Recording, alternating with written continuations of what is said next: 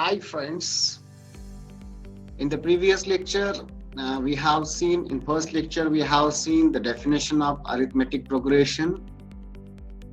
That is, the numbers are said to be in AP if the difference between the consecutive terms is constant. Then we have seen the formula for nth term of an AP. It is given by Tn equals to A plus n minus 1 into D. And then we have seen the formula for sum of n terms of an AP, which is given by Sn is equals to n by 2 in bracket 2a plus n minus 1 into D. In the next lecture, we have seen about the geometric progression. The terms are said to be GP if the ratio of consecutive terms is constant. Then we have seen the formula for nth term of GP is given by Pn is equals to into r raised to n minus 1. Now in today's lecture, we are going to see the sum of n terms of a GP. We are going to see the sum of n terms of a GP. We are not going in the detailed derivations. We are just going to see the formulas and then we will practice problems for CET, JEE. This chapter is very important for almost all the competitive examinations such as CET, such as JEE and DA. So almost in all the competitive exams it is asked. In MBA also, in BBA also, there are the questions on this topic. So it is very useful topic for all the examinations. The sum of n terms of a GP is given by this formula. Sn is equals to T1 plus T2 plus and so on up to Tn, which I may denote in summation notation as summation of TR R is equals to 1 Tn. Okay, we got this. Then it is given by the formula. There are three cases here. When R is greater than 1, R means the common ratio. If it is greater than 1, that means the sequence is increasing sequence. In that case, the formula for Sn is given by A into R raised to n minus 1 upon R minus 1.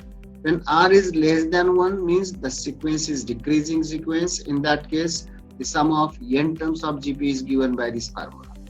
These two formulas are same. In this first formula, if I multiply the numerator and denominator by minus 1, I will get this second one.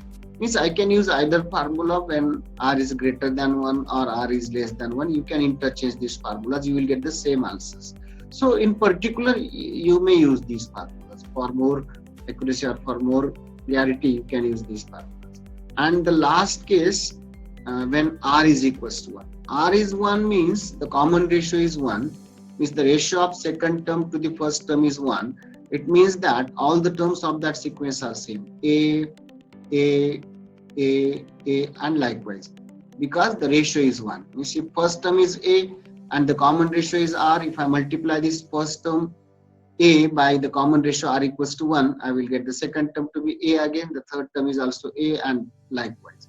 So if I add such type of n terms, that is A plus an times, I will get this formula NA. Okay, we got this. Very easy. Now let us note this, that the difference between the sum of n terms and the sum of n minus 1 terms is given by or is equals to Tn. Sum of n terms means T1 plus T2 plus and so on up to Tn. The last but one term here will be Tn minus 1. And Sn minus 1 means the sum of n minus 1 terms. That is T1 plus T2 plus and so on up to Tn minus 1. Okay. So if I take the difference of these two sums, that up to Tn minus 1, the terms will get cancelled and only Tn will remain. So we will get this result. So this is useful while solving the problems. Okay, let us move further.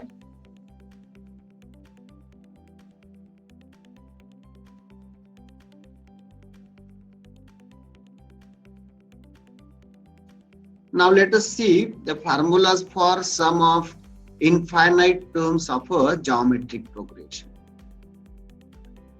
We know that the sum of n terms of a GP is given by Sn is equals to A into bracket R raised to n minus 1 upon R minus 1, or it is also given by this A into 1 minus R raised to n upon 1 minus R. You can use either formula.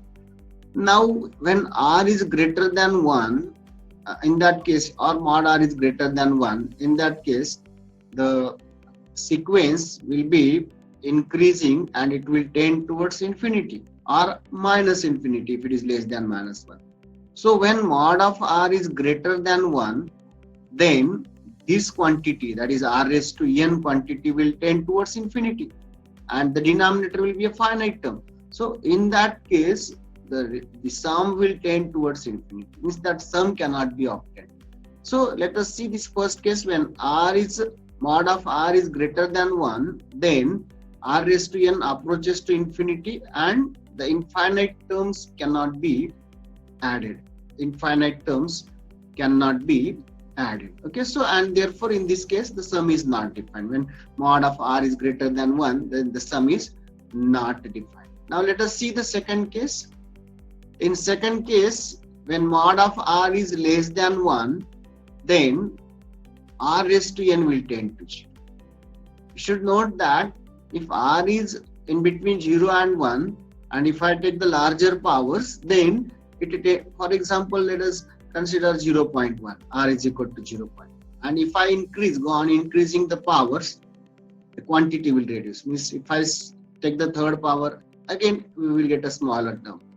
Likewise, so if n tend to infinity and r is less than, mod of r is less than 1, means it is that r is in between 0 and 1. In that case, r raised to n will tend to 0 as n tend to infinity. And in that case, the formula Sen, which we have written as a into bracket 1 minus r raised to n divided by 1 minus r, it will become a into 1 minus 0 divided by 1 minus r. So the sum of infinite terms of a GP is given by this formula. S is equals to a upon 1 minus r. So I will use some different notation. S simply for adding the infinite terms of a GP. This is the simple formula for adding the infinite terms of a GP, but provided that mod of r must be less than 1.